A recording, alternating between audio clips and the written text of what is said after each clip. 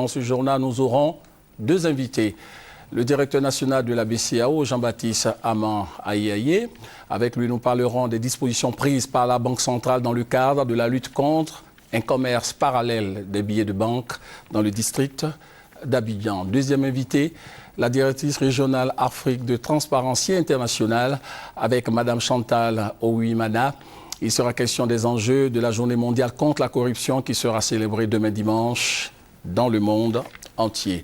Je vous l'annonçais dans les titres, le chef de l'État est à Cannes. Il a participé aujourd'hui à la 5e édition de la conférence mondiale organisée par l'Institut français des relations internationales. Je vous invite à écouter l'intervention du chef de l'État, un extrait.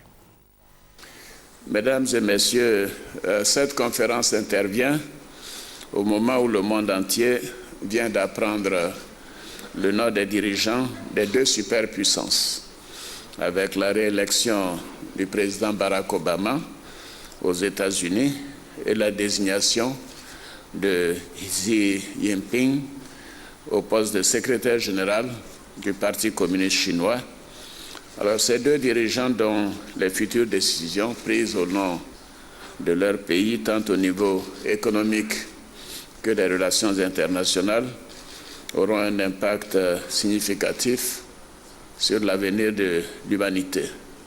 Le monde fait aujourd'hui face à des turbulences. Les prévisions publiées récemment par l'OCDE laissent craindre, comme ils indiquent, une reprise mondiale hésitante et inégale, avec des taux de croissance fortement révisés à la baisse de 1,4% en 2013 contre 2,2% initialement prévu. La carte des nouveaux rapports de force qui se dessinent sous nos yeux nous appelle à un véritable renforcement de la gouvernance mondiale. Et cette gouvernance doit mieux refléter la réalité de ce nouveau monde et répondre aux aspirations des peuples.